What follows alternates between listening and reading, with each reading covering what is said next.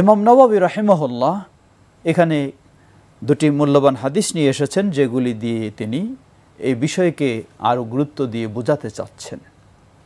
প্রথম হাদিস নিয়ে এসেছেন প্রসিদ্ধ সাহাবী আবু হুরায়রা রাদিয়াল্লাহু তাআলা আনহু। তিনি বর্ণনা করছেন, তিনি বলেন যে আমি শুনেছি রাসূল সাল্লাল্লাহু আলাইহি ওয়াসাল্লাম বলেন, ইদা উকিমাতিস সালাহ ফালা তা'তুহা ওয়া আনতুম তাসআউনা ওয়া'তুহা ওয়া আনতুম তামশুনা ওয়া আলাইকুমুস সাকিনাহ ফামা আদরাকতুম ফাসাল্লু ওয়া মা ফাতাকুম ফাআতিম্মু, মুত্তাফাকুন আলাইহি। সহিহুল বুখারী ও মুসলিমের হাদিস। সাহাবী আবু হুরায়রা রাদিয়াল্লাহু আনহু তিনি বর্ণনা করছেন, আমি শুনেছি রাসূলুল্লাহ সাল্লাল্লাহু আলাইহি ওয়াসাল্লাম বলেছেন, যখন সালাতের ইকামত দেওয়া হয়, ইকামত হয়েছে, জামাত শুরু হবে, ফালা তা'তুহা ওয়া আনতুম তাসআউন, তোমরা দৌড়ঝাঁপ দিয়ে আসো না, বরং তোমরা সুন্দরভাবে ধীরে স্থিরে পায়ে হেঁটে আসো। ওয়া আলাইকুমুস সাকিনা, অত্যন্ত ধীরস্থিরভাবে তোমরা আসবে। ফামা আদরাকতুম ফাসাল্লু, যতটুকু ইমামের সাথে পাবে ততটুকু পড়বে। ওয়ামা ফাতাকুম ফাআতিম্মু, আর যেটুকু ছুটে যাবে সেটি ইমামের সালাম ফেরানোর পর তোমরা সালাম না ফিরিয়ে সেটি পরিপূর্ণ করে তারপর সালাম ফেরাবে। সুপ্রিয় দর্শক শ্রোতা, বিশেষ করে আমাদের পুরুষদেরকে আমরা লক্ষ্য করে হাদিসটি একটু ব্যাখ্যা করতে চাই। সবাই কাজে ব্যস্ত থাকবো, এটাই স্বাভাবিক। তো এই ব্যস্ততার মাঝেই আমাদেরকে 5 ওয়াক্ত সালাত ঠিকভাবে আদায় করতে হবে। কারণ যেই আল্লাহ আমাদেরকে সুস্থ রেখেছেন, যার নেয়ামত সুস্থতা লাভ করে আমরা আমাদের দৈনন্দিন কার্যক্রম করতে পারি, তার কৃতজ্ঞতা প্রকাশার্থে 5 বার আমাদেরকে সালাত আদায় করতেই হবে। অনেকে আমরা দেখি যে জামাত শুরু হওয়ার কারণে অজুটাও ভালোভাবে করি না, তড়িঘড়ি করে অজু করে দৌড় দিয়ে আমরা জামাতে শরীক হতে চেষ্টা করি। এই কাজটি সম্পূর্ণ অন্যায়। কারণ অজু হলো আপনার সালাতের ভিত্তি। সালাত নির্ভর করবে আপনার অজুর উপরে। আপনি সালাত জামাত ধরার কারণে যদি অজুটা তড়িঘড়ি করে ত্রুটিভাবে করেন, তাহলে তো আপনার অজুও নাই, জামাতও নেই, সালাতও নেই, কিছুই নেই। সুতরাং এটি ভুল। আপনি ধীর স্থিরভাবে সুন্দরভাবে আপনাকে অজু করতে হবে। অতঃপর অজু শেষ করে আপনি সালাতে যাবেন, সেখানেও আপনি ধীর স্থিরে যাবেন। ভালোভাবে হয়তো অজু করলেন, এরপর দাঁড়িয়ে দৌড় দিলেন, একটা গিয়ে জামাত ধরলেন না, এটি নিষিদ্ধ। আপনি হয়তো বলবেন যে আমি চাচ্ছি যে আমার তাকবীরে উলা ধরতে পারি। না, তাকবীরে উলা ধরা আপনার সওয়াবের বিষয়। এই তাকবীরে উলা ধরতে পারলে আপনি সওয়াব পাবেন।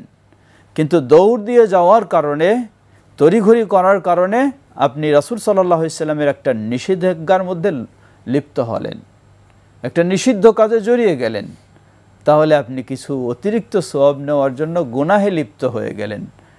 উপরন্তু সালাতে গিয়ে আপনি একাগ্রতার সাথে কমপক্ষে দৌড় দিয়ে গিয়ে যদি জামাতে দাঁড়ানো হয়, প্রথম 1 রাকাত যতক্ষণ থাকে ততক্ষণ একটা স্বস্তি ফিরে আসে না, অস্থিরতার মধ্যে থাকে, শ্বাস প্রশ্বাস নিতে কেমন কষ্ট হয়। বয়স্ক মানুষ যারা, তাদের জন্য তো আরও বেশি কষ্টের বিষয়। এজন্য কখনোই দৌড়ানো উচিত নয়। ধীর স্থিরেই আমাকে সালাতে গিয়ে যোগদান করতে হবে। ইসলাম সহজ, আলহামদুলিল্লাহ। আল্লাহ রাসূল সাল্লাল্লাহু আলাইহি ওয়াসাল্লাম বলেছেন, দৌড়াবে না তোমরা, ধীর স্থিরে যাও, গিয়ে যতটুকু পাবে, 4 রাকাতের জায়গায় 2 রাকাত পেলেন, 3 রাকাত পেলেন বা 1 রাকাত পেলেন, ততটুকুই আপনি ইমামের সাথে অংশগ্রহণ করবেন। ইমাম সালাম ফেরাবে, দাঁড়িয়ে আপনি বাকিটুকু অবশিষ্ট সালাত আপনি পরিপূর্ণ করবেন, করে আপনি সালাম ফেরাবেন। আলহামদুলিল্লাহ, ইসলাম সহজ। ঠিক একইভাবে এটি শুধু সালাতের ক্ষেত্রে নয়, ইসলামের প্রতিটি বিষয়ের ক্ষেত্রে এ থেকে আমরা আরেকটি বিষয় শিক্ষা পাই। শুধু ইবাদতে নয়, মানুষের জীবনের সর্বক্ষেত্রে এই ধরনের অস্থিরতা দূর করে ধীরস্থিরতা অবলম্বন করা উচিত। সহিহ মুসলিমে বাড়তি অংশ এসেছে, ফাইন্না আহাদাকুম ইযা কানা ইয়ামিদু ইলা সালাহ ফাহুয়া ফি সালাতিন। আল্লাহ রাসূল সাল্লাল্লাহু আলাইহি ওয়াসাল্লাম বললেন সহিহ মুসলিমের বর্ণনায় যে তোমরা দৌড়ঝাঁপ করে এসে সালাতে যোগদান করবে না, ধীর স্থিরতার সাথে আসো। কারণ তোমাদের কেউ যখনই এই সালাতের ইচ্ছা পোষণ করে তখন থেকেই সে সালাতে রয়েছে বলে গণ্য হবে। সুবহানাল্লাহ।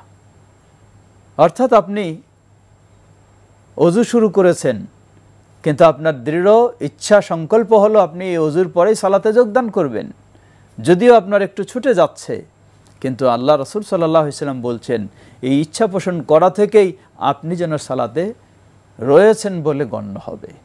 সুতরাং প্রতিদানের ক্ষেত্রে আপনার কোনো ঘাটতি নেই, উপরন্তু তড়িঘড়ি করে যাওয়া এটি ত্রুটি। ঠিক অনুরূপভাবে আমাদের সমাজে আরেকটি কালচার রয়েছে।